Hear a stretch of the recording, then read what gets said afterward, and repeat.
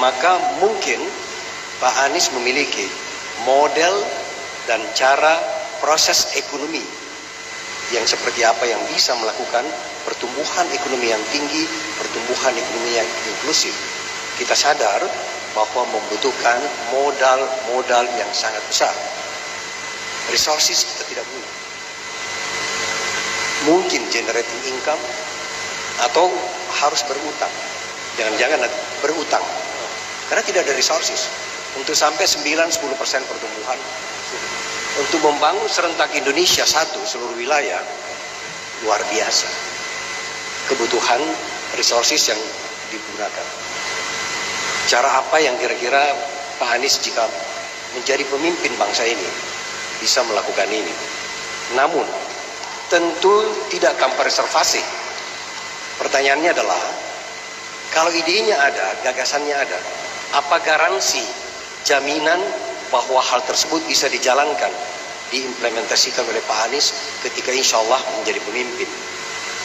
Karena biasanya narasi yang seperti ini adalah narasi pemilu, narasi pilpres. Setiap 5 tahun, rakyat menjadi pendengar yang setia dan sabar. Namun ketika pembangunan berjalan, rakyat kebanyakan tidak ikut dalam hiruk-pikuk pembangunan. Bahkan pemimpin pemerintahnya berpakaian, berbicara, berpola hidup yang jauh sekali dari rakyatnya. Semoga Pak Anies tentu tidak seperti ini. Terima kasih. Silakan Pak Anies lanjut dijawab. Terima kasih Prof. Hamid. Apa yang beliau sampaikan tadi sangat menarik dan penting sekali. Beliau menunjukkan bagaimana ketimpangan-ketimpangan itu terjadi, dan untuk mengkoreksinya itu memerlukan effort yang besar. Pertanyaannya kemudian soal bisakah Indonesia tumbuh dengan angka yang kalau bisa dibilang itu fantastis, dan di dalam skala dunia pun sedikit negara yang mengalami itu. Saya melihat begini Pak, kalau boleh saya berbagi pandangan, kita lebih baik tumbuh dengan ukuran menengah, bukan ekstra tinggi, tetapi berkualitas, inklusif kalau istilah Bapak tadi, inklusif. Kenapa? Supaya yang merasakan hasil dari pertumbuhan itu lebih banyak. Yang kedua, pertumbuhan ekonomi yang menyerap tenaga kerja. Karena kita tahu kalau pertumbuhan ekonomi dan pertumbuhan penduduk timpang, maka kita nanti akan menemukan masalah di situ. Dan itu artinya kegiatan-kegiatan perekonomian yang menyerap tenaga kerja yang memberikan prioritas. Bagaimana kami memandangnya ini?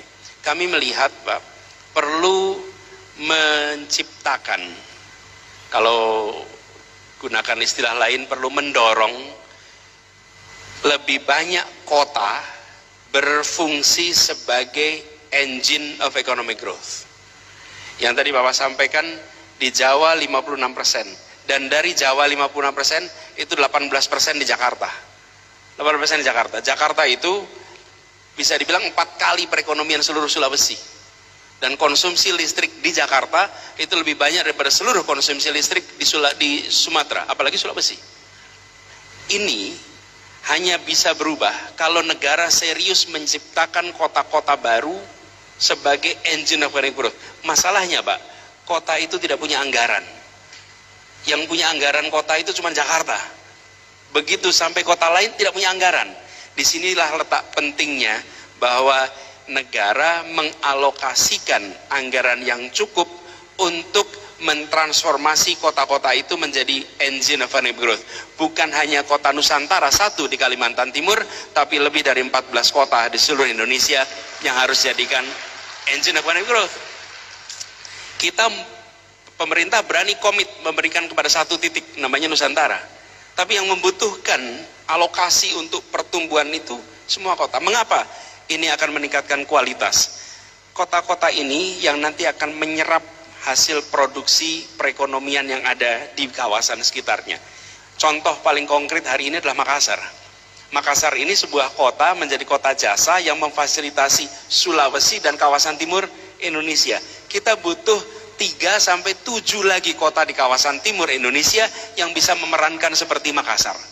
Jadi kalau menurut hemat kami, Prof. Hamid, lebih baik pertumbuhannya itu medium, tetapi pemerataannya terjadi. Itu menurut hemat kami. Lalu yang kedua, harus ada kemauan untuk mengkoreksi data-data yang kita miliki, Pak. Bapak Prof di ekonomi merasakan betul. Yang kita sebut sebagai Gini rasio kita itu membandingkan pengeluaran, Pak.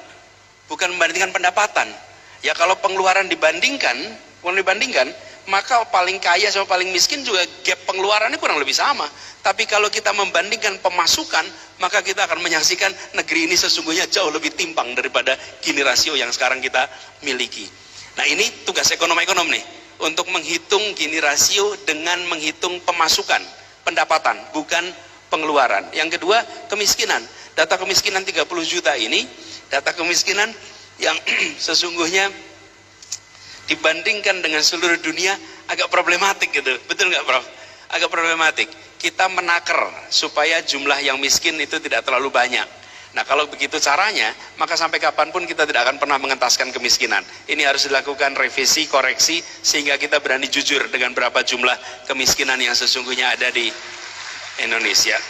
Jadi Prof, singkatnya itu. Lalu ada satu hal terakhir aja. Sektor pertanian membutuhkan keseriusan reform